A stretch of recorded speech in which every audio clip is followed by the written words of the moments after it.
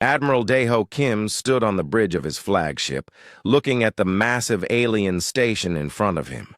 The thing was huge, bigger than any city on Earth. Strange lights moved across its surface like living things. His hands stayed steady as he read the message that had just arrived. "Sir, they want an answer now," said Captain Bo-Ra Park, his second in command. She looked worried as she watched the alien ships moving around the station. There were so many of them that they blocked out the stars. Daeho looked at the message again. The words were simple, but the meaning was clear. The Galactic Dominion. Council wanted Earth to join them. They called it protection, but Daeho knew better. He had read the reports. Every world that joined the Council became a slave world. Their people worked for the Council. Their resources went to the Council. Their freedom died. "How many ships do they have out there?" Daeho asked. Bo-Ra checked her screen. "Our sensors count 50,000 ships, sir. Maybe more. They have vessels from dozens of different species." Daeho nodded slowly. 200 human ships against 50,000 alien ships. The numbers looked bad, but numbers were not everything. He had learned that lesson many times in his long career. Far below on the station, the council members were meeting. The chamber was huge and dark, filled with strange beings that humans had never seen before. Counselor Vex Prime looked like a giant insect with too many arms and eyes that glowed red in the darkness. His voice made clicking sounds when he spoke.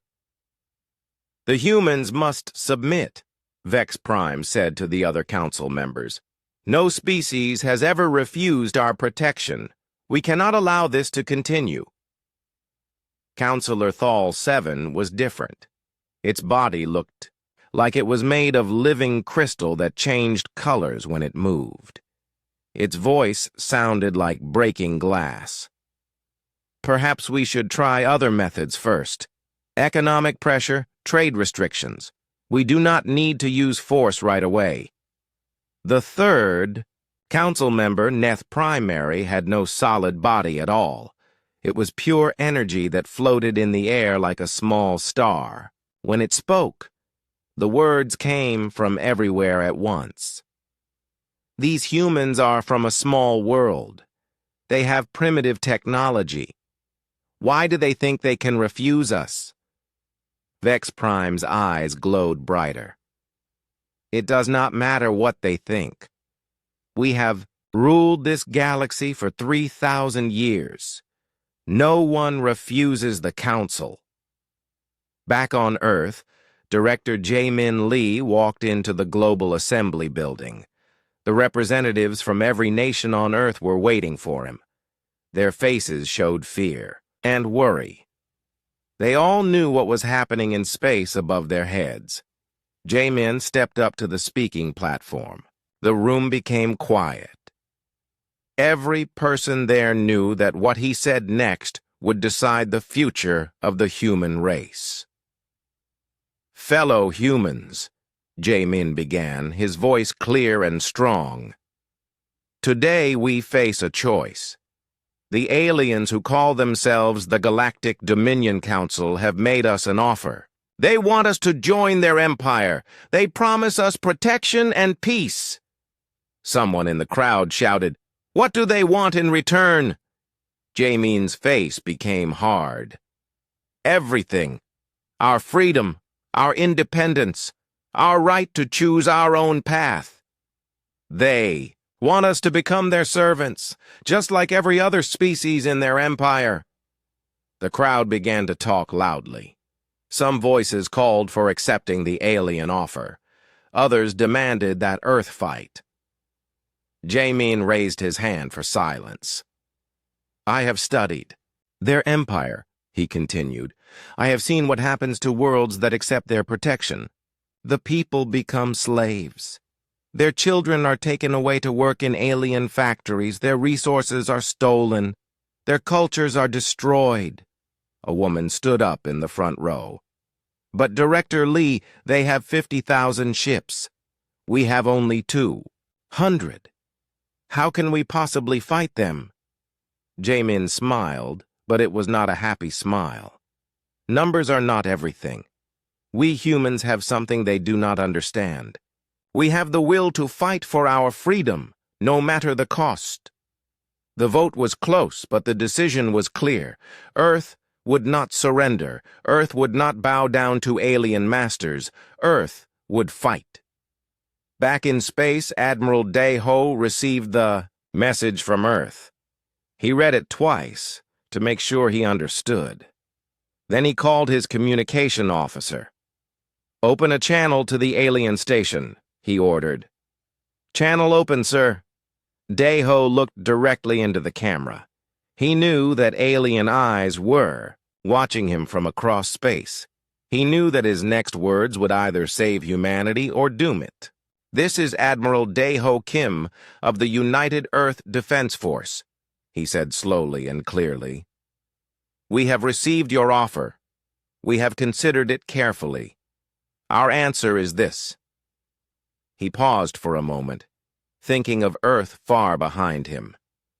He thought of his children sleeping safely in their beds. He thought of all the human children who deserve to grow up free. "Never," he said. The word echoed through space, reaching the alien station in seconds. In the council chamber, the 3 alien leaders heard it and could not believe what they had heard. "Did the human just refuse us?" Thal 7 asked, its crystal body flashing with angry red light. "Impossible." Vex Prime clicked. "No species refuses. The Council. They must not understand." But Neth Primary was silent. In all its long existence, it had never heard such a simple word carry so much power. The human had not sounded afraid. He had not sounded desperate. He had sounded completely sure of his choice. On the human flagship, Captain Bo-Ra Park looked at her admiral with new respect. "Sir, they're demanding that we reconsider. They're giving us one more chance to surrender." Admiral Dae-ho looked out at the alien fleet. 50,000 ships against 200. The odds were terrible, but the choice was clear. Freedom was worth any price. "Send them our final answer," he said quietly. "What should I tell them, sir?" Dae-ho. Kim, Admiral of the United Earth Defense Force, turned away from the alien fleet and looked toward Earth. Somewhere out there, millions of humans were waiting to learn their fate. Children were playing in schoolyards. Parents were working to build a better future. Scientists were discovering new things about the universe. All of that was worth protecting. All of that was worth dying for. "Tell them," Dae-ho said, "that humans do not negotiate with slavers." Dr. Soo-Jin Choi floated in her special chamber aboard the council station, studying the data about humans. As the council's chief scientist who studied alien life, she had examined thousands of species over her long career. But something about the humans made her feel worried. "Counselor Vex Prime," she said through the communication system, "I need to speak with you about the humans. There are problems with our first reports." The giant insect alien appeared on her screen, his red eyes glowing with anger. "What problems?" "They are a primitive species from a small world. We have dealt with thousands like them." Soo-Jin's tentacles moved nervously as she brought up the data files. "That is what I thought too. But when I looked closer, I found strange things. Their world is much more dangerous than we first believed." She showed him pictures of Earth. The planet looked peaceful and blue from space, but the information told a different story. "Look at these numbers, Counselor. The gravity on their world is higher than most species can survive. The weather changes are extreme. The other animals on their planet are all designed to kill and eat each other." Vex Prime clicked his mandibles together. So, many worlds are dangerous. Not like this, Sujin said, her voice becoming worried. On most worlds, the intelligent species becomes smart and stops being a hunter. But humans never stopped. They are still predators, even after becoming civilized. They hunt for fun. They compete with each other constantly. They actually enjoy fighting. The scene changed to show what had really happened 5 years ago when the Council first found humans. Captain Wanho Park had been patrolling near Mars in his small research ship when the Council probe appeared. The official report said that first contact went normally, but Sujin had found the real files. Wanho had not been afraid when he saw the alien probe. Instead, he had been excited. His first words were not a request for help or peace. His first words were, "Finally, something interesting." The human captain had captured the probe using weapons that should not have existed on their primitive world. Instead of trying to communicate peacefully, he had taken the probe apart piece by piece to learn how it worked. "He reverse-engineered our technology in 3 days," Sujin told the counselor. 3 days! It takes most species months or years to understand our basic systems. But that was not the worst part. Wanho had sent the probe back to the Council, with hidden devices inside it. For 5 years, humans had been watching everything the Council did. They had learned the Council's languages, studied their weaknesses, and prepared for this exact moment. Engineer Yuri Nam sat in her secret laboratory deep inside the human research vessel, Sejong. Around her were dozens of screens showing Council communications. She had been listening to alien conversations for years, learning everything about their empire. "Admiral," she said into her communication device, "the aliens still think we're primitive. They have no idea what we've been doing for the past 5 years." Admiral Daeho's voice came back clearly. "Good. How much do we know about their technology?" Yuri smiled as she looked at her screens. "Everything, sir. We know how their ships work, how their weapons function, and most importantly, how to stop them. We've been building countermeasures for every system they have." "And their military tactics?" "Predictable," Yuri said. "They rely on superior numbers and intimidation. They haven't fought a real war in over 1,000 years. Most species surrender before the fighting even starts." On the Council station, Counselor Neth Primary was discovering something that made its energy form flicker with concern. The humans had not just been watching and learning. They had been actively seeking out the strongest enemies they could find. "This is disturbing," Neth Primary said to the other counselors. "Most species try to avoid conflict with superior forces, but humans do the opposite. They study our empire and see it as a challenge to overcome." Thal 7's crystal body turned dark, blue with worry. "What do you mean?" "Look at their history," Neth Primary explained. "Whenever humans face a stronger enemy, they do not surrender. They become more determined. They study their enemy's weaknesses and find ways to win anyway. They have done this their entire history." The alien showed images of human wars throughout history. Humans fighting against larger armies and winning through cleverness and determination. Humans facing natural disasters and rebuilding stronger than before. Humans exploring dangerous places just to see what was there. "They are not like other species," Neth Primary continued. "Other species want safety and peace. Humans want challenges and growth. We are not offering them something they want. We are offering them something they hate." Dr. Sujin had reached the same conclusion in her laboratory. She sent an urgent message to all council members. The humans have been pretending to be primitive. This is not a species that will surrender. This is a species that has been planning to fight us since the moment we met them. Captain Wanho, Park, the human who had first encountered the Council probe, was now commanding a battle group near Jupiter. He looked at the alien fleet approaching and felt something that would have terrified the Council members if they could have seen it. He felt happy. Finally, he said to his crew, a real challenge. His sister Bo-Ra contacted him from the flagship. Won-Ho, the aliens are demanding our surrender again. They're saying this is our last chance. Won-Ho laughed. Tell them we've been waiting.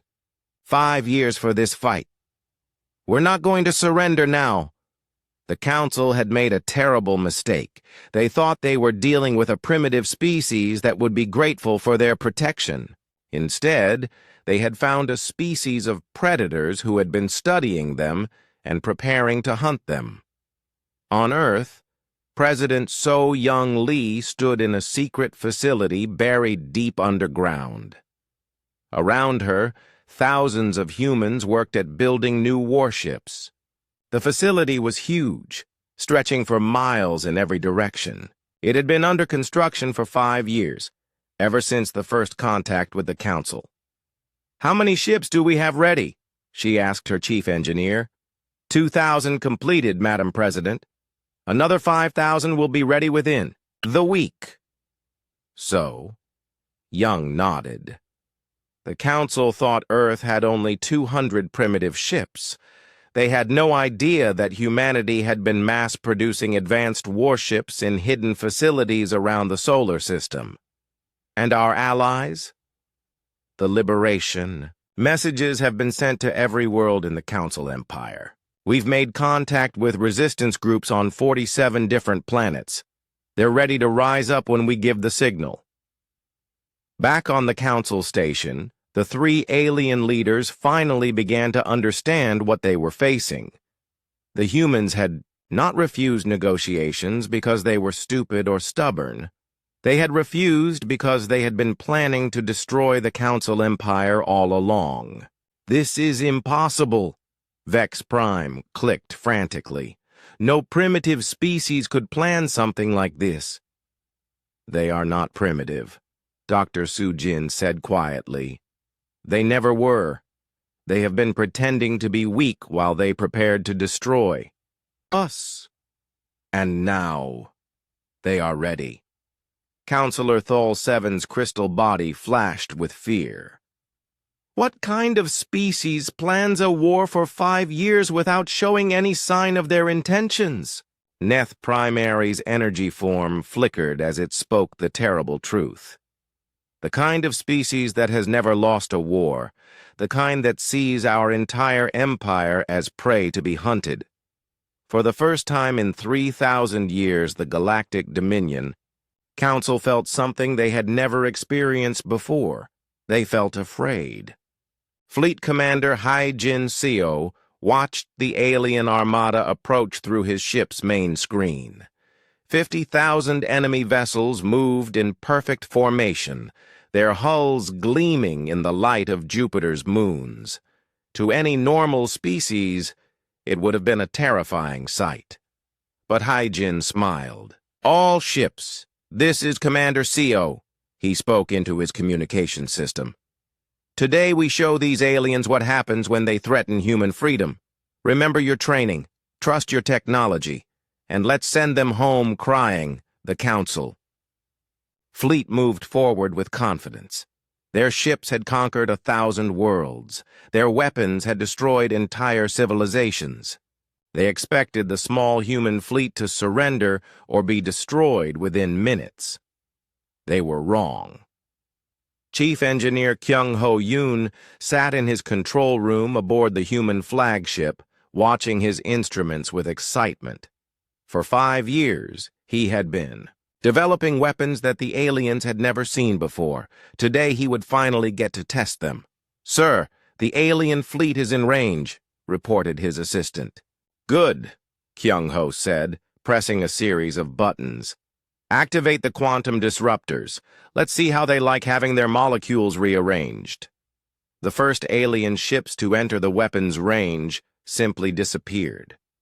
One moment they were there, the next moment there was only empty space. The Council fleet commanders stared at their screens in confusion. "Where did they go?" demanded Admiral Zex-9, commander of the lead Council battle group. His science officer checked the sensors again and again. "I don't know, sir. They just stopped existing." But the human weapons were just getting started. Captain Min-Ah Hong led a squadron of human fighters toward the alien formation. Her ships moved unlike anything the aliens had ever seen. They twisted and spun through space, appearing and disappearing like ghosts. "Phase shift activated," Mina announced to her pilots. "Let's dance." The human fighters shifted into another dimension, becoming invisible to alien sensors. They appeared inside the Council formation, fired their weapons, then vanished again, before the aliens could respond. Enemy ships exploded one after another, but the aliens could not even see what was attacking them. Admiral Young-Soo Kim commanded the human dreadnought Soul's Pride, the largest ship in the human fleet. As the Council ships tried to surround his vessel, he activated his most devastating weapon. "Gravity bomb charged and ready," reported his weapons officer. "Fire," Young-Soo said calmly.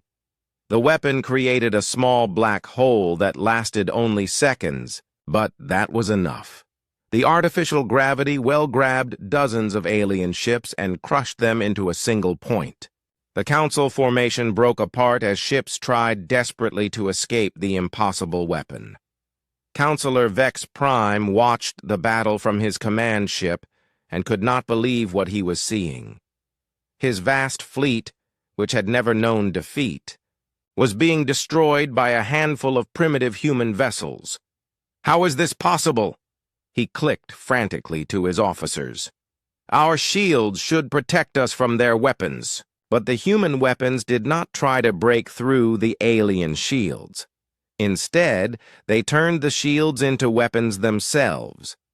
Engineer Kyung-ho had discovered that Council shield technology could be reversed with the right frequency. Instead of protecting the ships, the shields began imploding, crushing the vessels from the inside. "Their technology is impossible," screamed Admiral Zex-9 as his flagship began to collapse around him. "No species develops weapons like this." Captain Won-Ho Park led another group of human ships in a flanking attack. His vessels moved in patterns that made no sense to the alien commanders. Instead of the orderly formations that all civilized species used, the humans attacked like a pack of wild animals.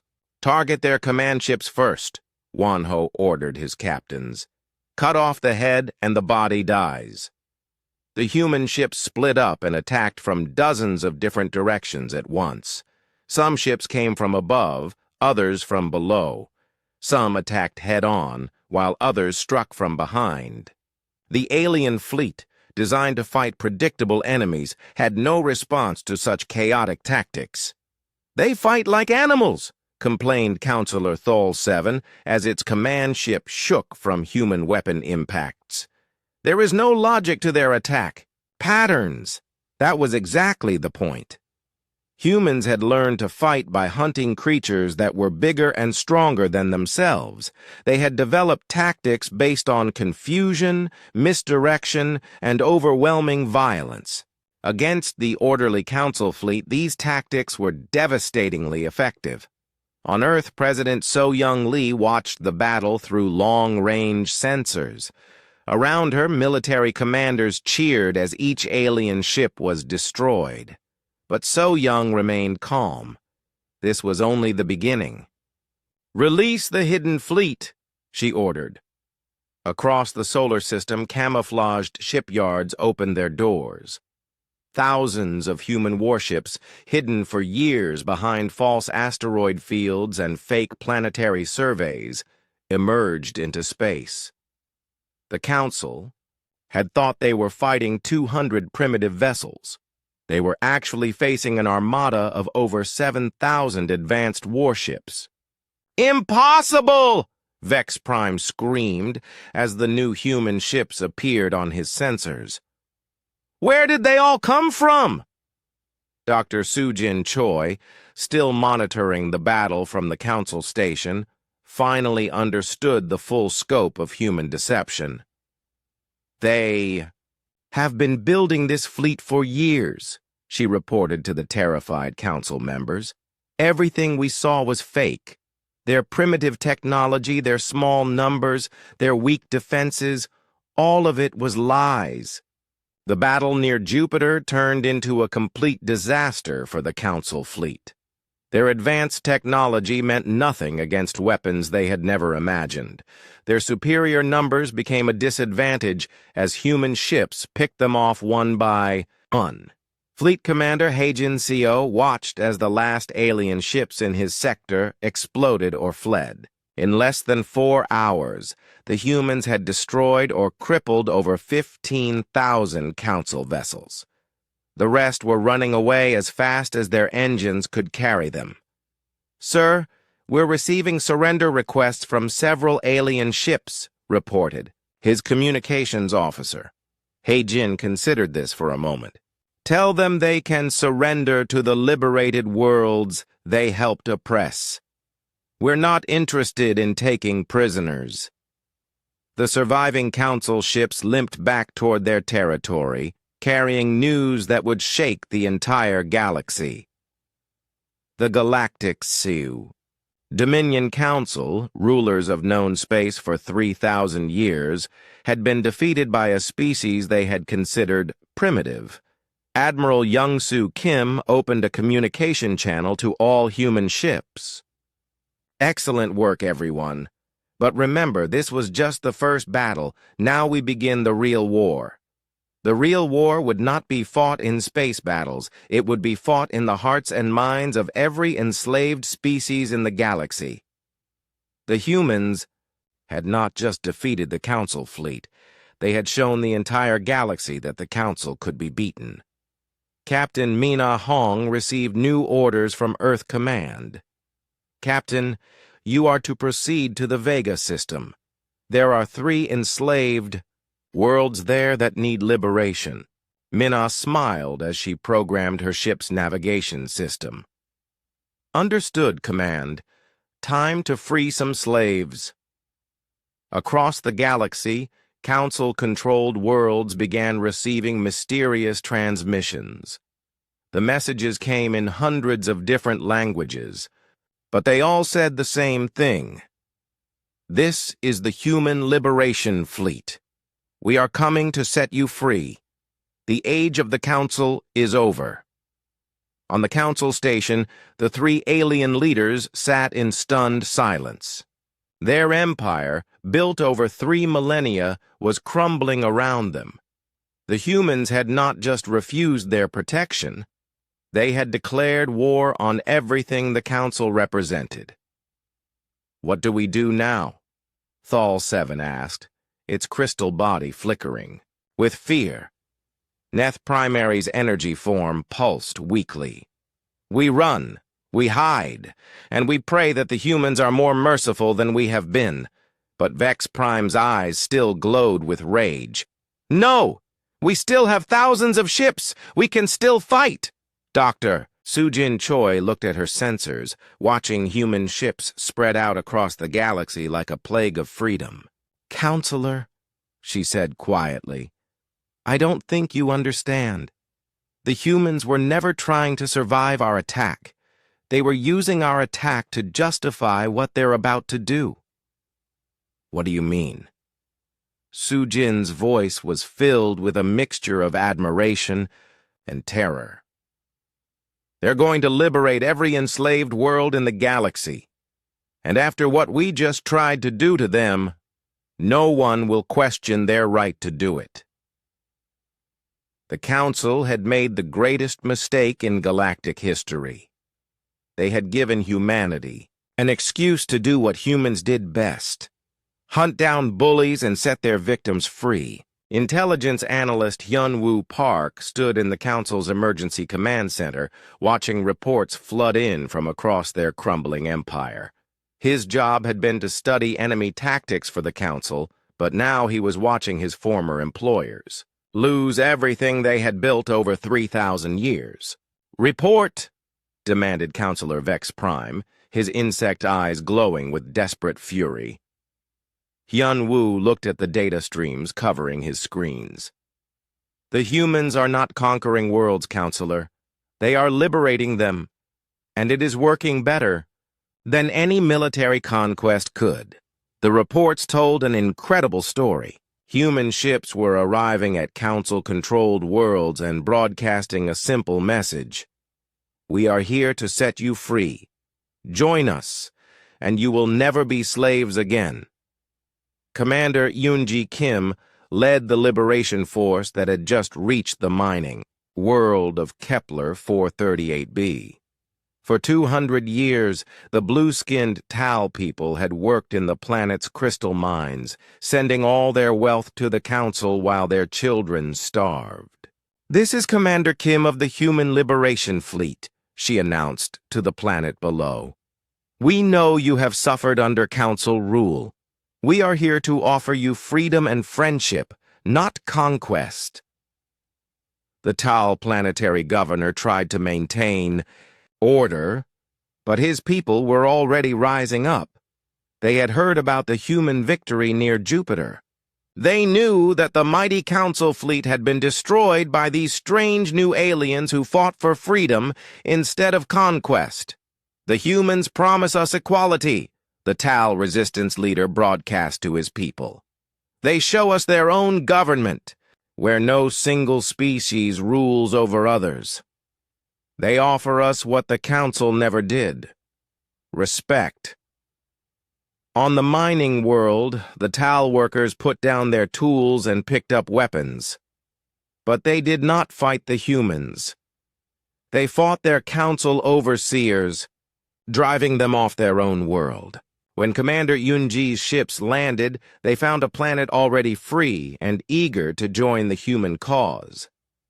Dr. Sung-Min Choi, a human xenopsychologist, had discovered the secret to humanity's success. She stood before Admiral Dae-Ho Kim, explaining what made their liberation campaign so effective. "Admiral, we are not just defeating the Council militarily," she said, pointing to charts and graphs. "We are defeating them psychologically. For 3,000 years, the Council has told every species that they are too weak to survive alone. But we prove that this is a lie. The humans did more than just free enslaved worlds. They shared their technology, their knowledge, and their resources. When the crystal mining Tal joined the Human Alliance, they received medical technology that doubled their lifespan. When the agricultural necks were liberated, humans taught them farming techniques that tripled their food production. We show them that cooperation is stronger than domination," Dr. Sung-Min continued.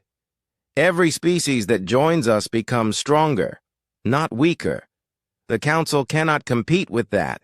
Counselor Thal 7 fled from world to world as the Human Liberation Fleet spread across the galaxy.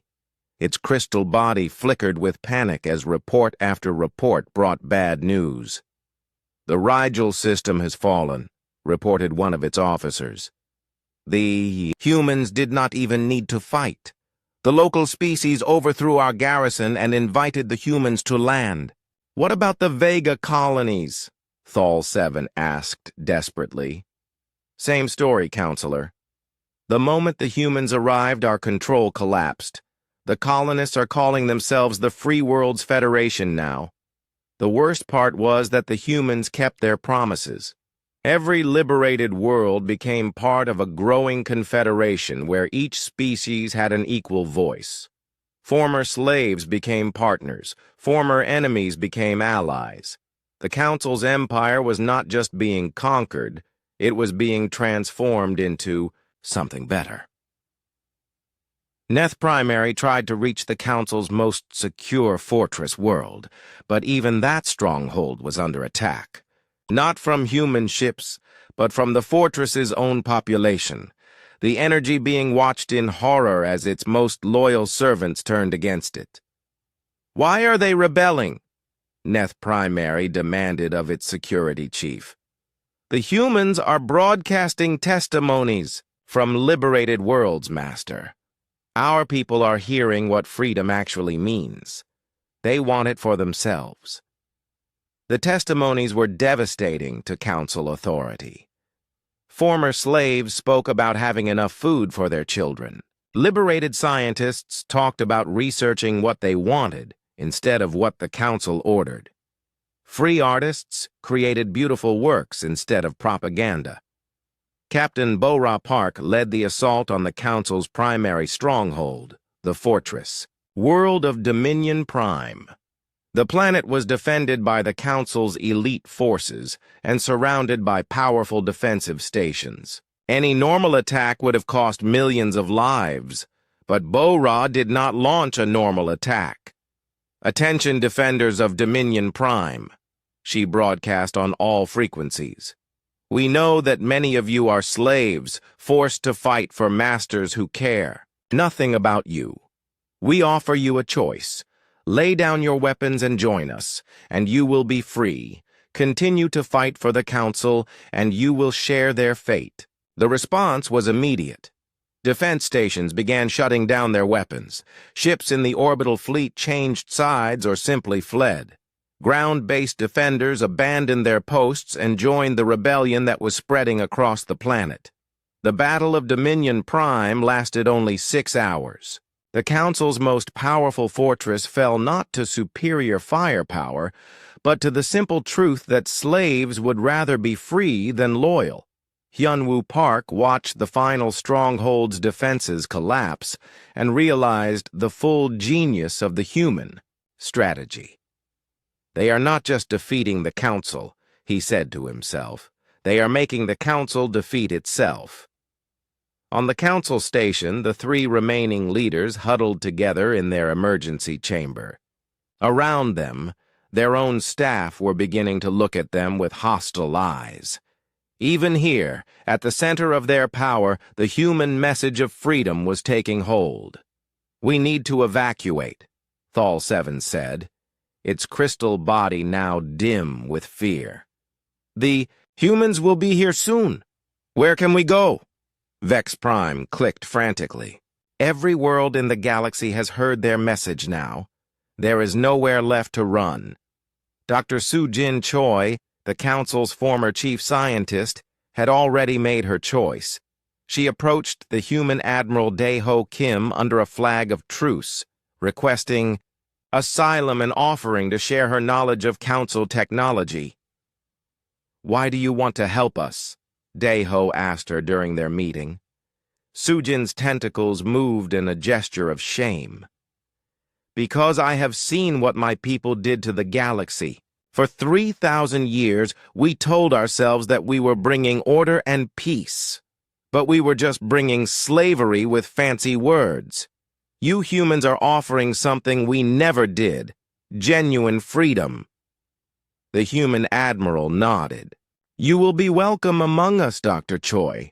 But understand, we do not seek revenge. We seek justice. There is a difference." That difference was about to become very important. Across the galaxy, liberated worlds were demanding that Council leaders be brought to trial for their crimes. But the humans insisted that justice be fair and legal, not just revenge. Intelligence analyst Hyun-Woo Park made his final report to the Council leaders, though he suspected it would be his last. "Counselors, the humans now control or have allied with over 90% of our former territory. Our remaining forces are deserting or surrendering daily. The Empire is finished." Vex Prime's eyes dimmed for the first time in his long life. "How did this happen? We had the largest fleet in the galaxy. We had ruled for 3 millennia. How did a single primitive species destroy everything we built? Hyunwoo looked at his former masters with something close to pity. Because they were never primitive, counselor. And because they offered our subjects something we never could. Hope. The final irony was that the council had created their own downfall. By demanding that humanity surrender, they had given humans the moral authority to liberate every enslaved world in the galaxy. By attacking Earth, they had proven that they were the aggressors, and humans were the victims defending themselves. Captain Bo-Ra Park stood on the bridge of her ship, looking down at Dominion Prime as celebration fires lit up the planet's surface. Former slaves were dancing in the streets. Children who had never known freedom were laughing for the first time in their lives. "Admiral," she reported to Dae-ho Kim, "Dominion Prime is secure. The Council leadership has retreated to their final fortress. We have them surrounded." "Good," came the reply. "But remember, Captain, we are liberators, not conquerors. When they surrender, they will face justice, not execution." Bo-Ra smiled. That was why the humans had won. Not because they were stronger or smarter than the Council, but because they remembered that true victory meant building something better, not just destroying what came before. The Galactic Dominion. Council's reign of terror was ending, but the age of galactic freedom was just beginning. Judge Advocate Tae-Young Lee stood before the greatest gathering in galactic history. Representatives from over 300 different species filled the massive assembly hall built in orbit around Dominion Prime. For the first time in 3,000 years, former slaves would judge their former masters.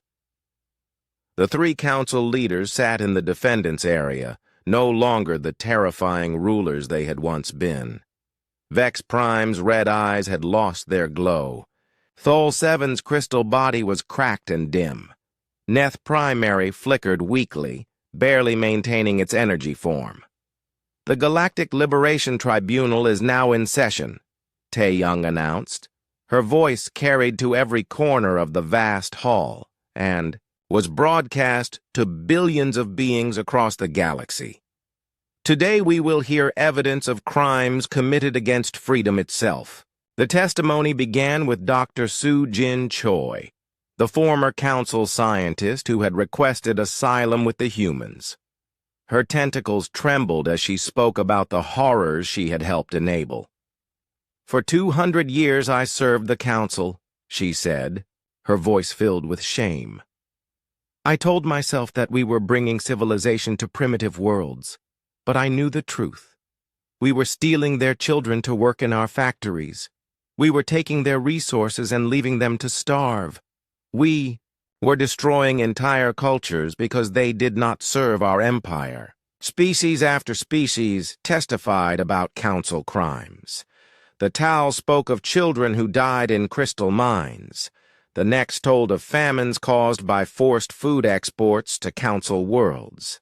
The Vel shared recordings of council soldiers destroying their art and literature because it promoted dangerous ideas like freedom and equality. Admiral Dae-ho Kim watched from the observers section, feeling the weight of what humanity had accomplished. They had not just defeated a galactic empire, they had given voice to billions of beings who had suffered in silence for millennia. President So-Young Lee took the podium to address the assembly. As the leader of the species that had made liberation possible, her words would help shape the galaxy's future. "Fellow sentients," she began, "we gather today not to seek revenge, but to ensure that such suffering never happens again. The human people have fought to free you not because we wanted to rule you, but because we believe that all intelligent life deserves freedom." She gestured to a massive display showing the proposed constitution for the new galactic government. We present to you the Charter for the Terran Galactic Republic, a confederation where every species has an equal voice, where no single world can dominate others, and where freedom is the highest law. The document was revolutionary. It limited the power of any single species, including humans. It guaranteed basic rights for all sentient beings. It established mechanisms for peaceful dispute resolution and mutual defense against external threats. Counselor Vex Prime made one final attempt to justify the Council's actions. Rising on his insect legs, he addressed the assembly with what remained of his former arrogance. "You speak of freedom," he clicked, "but what is freedom without order? What is liberty without protection? We brought stability to a chaotic galaxy. Without the Council's rule, you will tear each other apart in endless wars." The assembly fell silent. For a moment, the old fear reasserted itself. Maybe the Council had been right. Maybe freedom was too dangerous. Then Ambassador Ji-Hoon Park, the father of Wonho and Bora, stood to respond. As humanity's chief diplomat, he had spent months working with liberated species to design the new government. "Counselor Vex Prime," he said calmly, "you speak of stability. But whose stability? You speak of protection, but protection from what? The only threat most species faced was the Council itself. You created the chaos you claimed to prevent." He turned to address the assembly.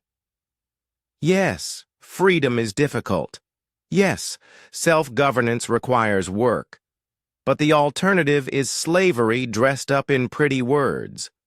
We humans would rather face the challenges of freedom than accept the safety of chains." The vote was overwhelming.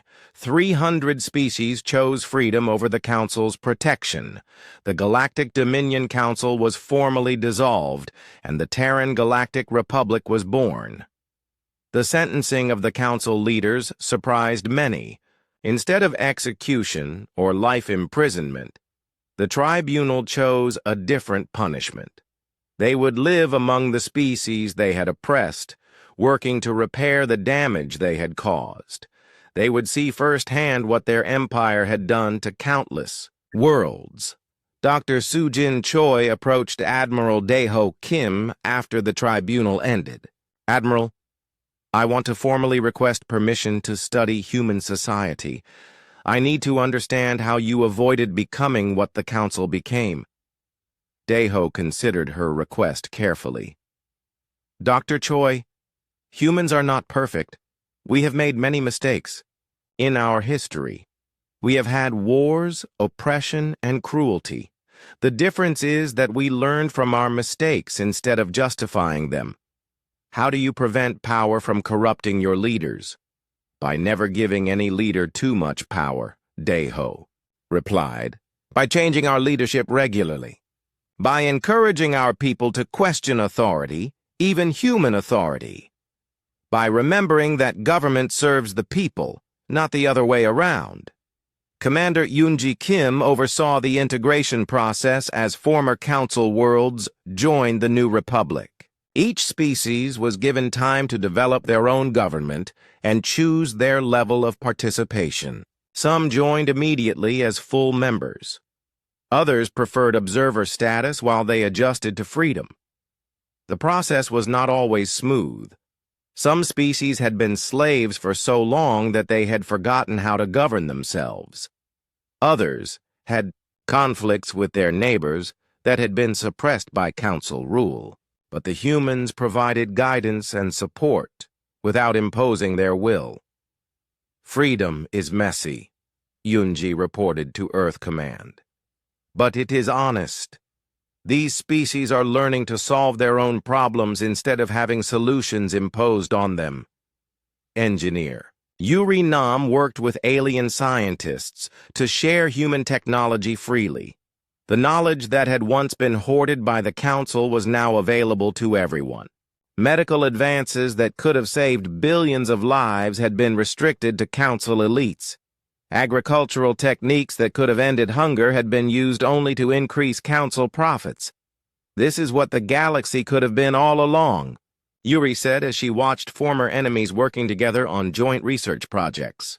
Imagine what we could have accomplished if the Council had chosen cooperation instead of domination. Captain Min-Ah Hong commanded one of the new joint species patrol fleets that protected the trade routes between member worlds. Her crew included humans, Tal, Nex, Vel, and even some former Council species who had renounced their empire's crimes. "How does it feel to serve with former enemies?" a reporter asked her during an interview. Min-Ah looked at her diverse crew working together on the bridge. They were never our enemies. The Council was our enemy. These beings were just victims, like everyone else. The transformation of the galaxy was remarkable. Trade flourished between worlds that had been kept separate by Council restrictions. Art and culture spread freely for the first time in millennia. Scientific discoveries accelerated as researchers shared knowledge instead of hoarding it. President So-Young Lee stood once again before the Galactic Assembly, this time to deliver the Republic's first annual address. The Assembly was no longer a group of terrified slaves listening to Council demands. It was a gathering of free beings working together to build a better future. 1 year ago, she said, the Council demanded our surrender. They wanted us to become another slave species in their empire. Today, that empire is gone, and in its place stands something unprecedented in galactic history, a true confederation of equals. She looked out at the representatives from hundreds of worlds. We humans did not seek to rule the galaxy. We sought to free it. And now that it is free, we must all work together to keep it that way. The speech was interrupted by long applause from beings who had never expected to live free. Children who had been born as slaves were now growing up as citizens. Species that had been enemies under Council rule were now allies in the Republic. Admiral Dae-Ho Kim stood on the observation deck of his flagship, looking out at the galaxy that had been transformed. Human ships patrolled alongside vessels from dozens of other species. Former slave worlds were becoming thriving centers of trade and culture. The nightmare of the Council's empire was fading into history. "Sir," Captain Bo-Ra Park said, joining him at the viewport, "we're receiving reports from the Outer Rim. 3 more systems want to join the Republic." Dae-Ho nodded with satisfaction. "Send them the usual welcome package. Full disclosure of our laws, our expectations, and their rights as members. No pressure, no threats. They can choose freely." "Yes, sir. It's strange, isn't it? We won a war by refusing to fight like conquerors." Dae-Ho smiled as he watched a group of young aliens playing together on a nearby space station. Human children, Tal children, Nex children, all laughing and learning together. It was a sight that would have been impossible under Council rule. "Bo-Ra," he said quietly. "We didn't win a war. We ended one. The war between freedom and oppression that had been going on for 3,000 years. And for the first time in galactic history, freedom won. The Galactic Council had shaken in fear when humans refused their negotiations. They had been right to be afraid. Not because humans were cruel conquerors, but because humans had brought something to the galaxy.